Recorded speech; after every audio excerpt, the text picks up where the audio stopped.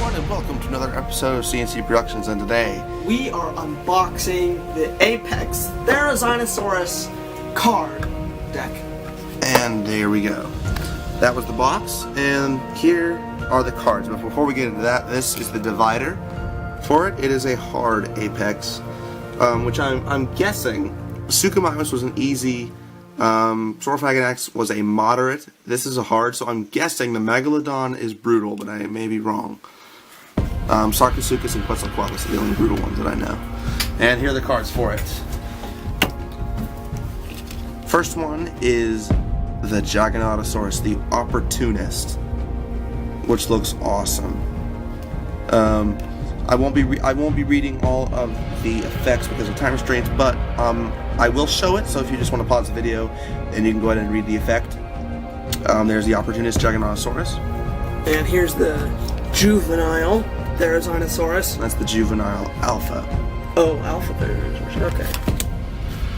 Oh, this is interesting. It actually has the Therizinosaurus on its forest fire environment. And it has raptors that are killing the Therizinosaurus. And here we have the young blood Apex Carnotaurus. And this one looks brutal. But it also looks like it has a goiter. Oh. Gain it to 2 hatchlings from discard palm play open the card. Because it's a young blood. It only does 1 attack though. And it only costs 2, so this one could be useful if you have any hatchlings left, assuming they haven't been eliminated. And this is a new interesting card, Gigantoraptor. This is the Predator. Mm-hmm. Takes 7 to kill though.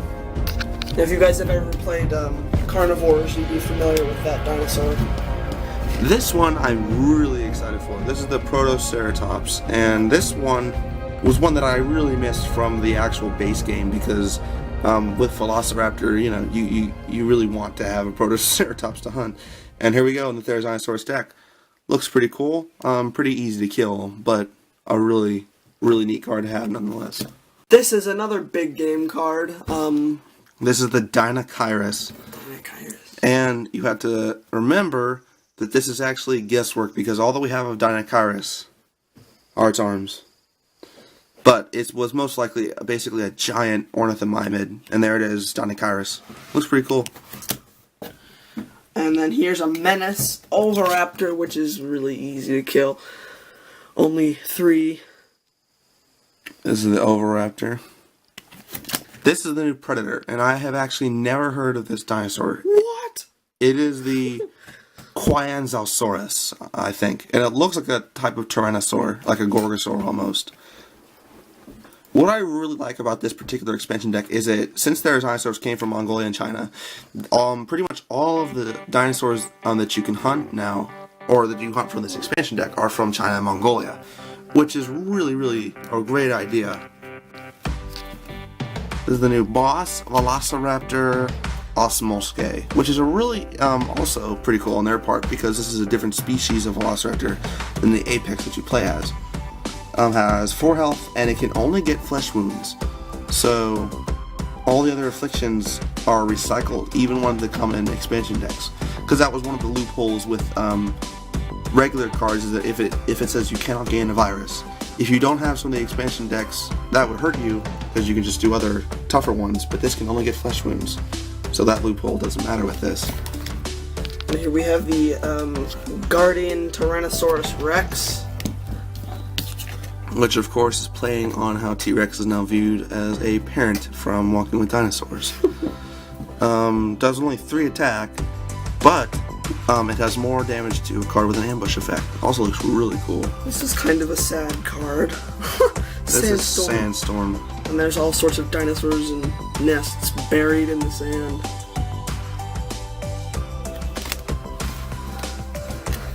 And then we have a Velociraptor. Is that a Velociraptor? Yeah, that's a Velociraptor. Wrath of Numbers. And with only 1 damage, it can gain up to 3 Hellions from the discard pile, which could be helpful, even though they don't really do much damage. It only costs 2, so this is one of the easier ones to get. Look at this. Veteran Alpha Therizinosaurus. That looks so awesome. That whole card. one of the other things I have to say about this is that I know that Therizinosaurus is a theropod, but it's also a herbivore. So I'm wondering, Therizinosaurus is actually a huntable animal in the hunt deck, so is this thing a cannibal? This is another gory card. The Nemesis Therizinosaurus. And it's showing him punching his claws through the skull of a dinosaur. Does 7 damage. Oh my gosh. That's pretty ugly. That's even worse than the Emperor Spinosaurus. This is the Nightfall Killer Gigantoraptor, which looks really, really cool. It only does 1 damage though, 2 or 3 if it's played from the ambush point. Not very expensive, so as a quick starter card it works. This is another new predator, the Zucheng Tyrannus, which is actually a newly discovered tyrannosaur that they have found in China. I like all the things are from China. Oh, you know me. A new Spinosaurus card. This is the Fish Eater. Sort of like It only takes 3. It only costs 3, and it's their Achillean Onchopristis. It only does 1 attack, plus 2 attack towards prey cards. So this is one of the weakling Spinosauruses. Sort of like Lurker. Here's the Adult Alpha, which is also a baddie. Does 5 attack, take up to 3 hoarders and discard pile and play them with the card.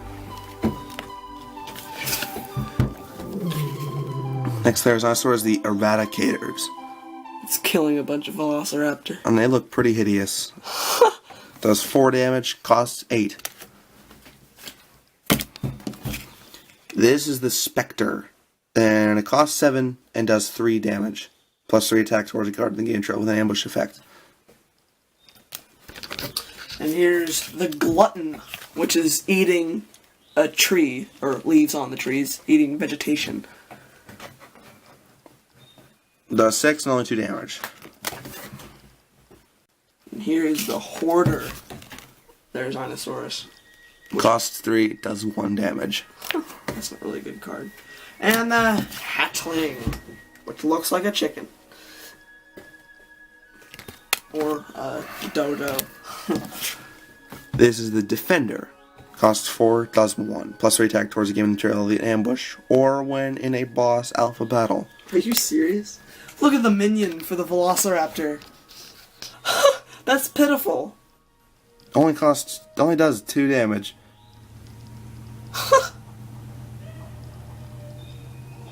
This is the Reaper, and this is another one of the rare ones. Costs 11, does 6. And you can get all Spectres from your discard pile. So, Therizinosaurus, basically you can get most of your discard pile back with a lot of these cards.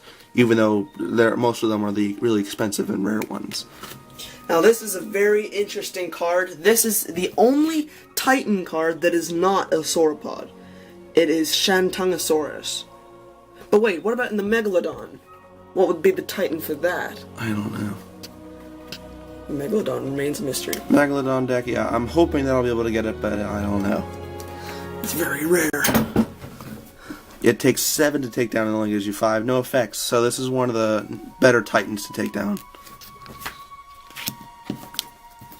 This is the Huntress Acrocanthosaurus, and it looks awesome. Costs 4 and only does 1 damage, plus 1 attack for each card in your hatchery.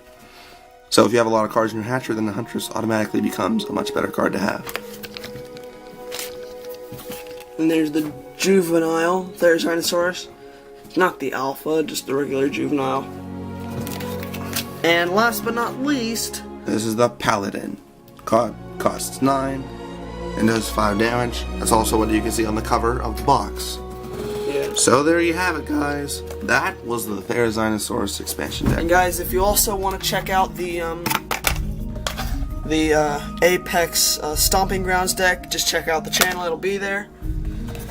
Hopefully. Hopefully you guys enjoyed. If you did, then leave a like. Subscribe. And until next time, I'll see you guys later. See ya.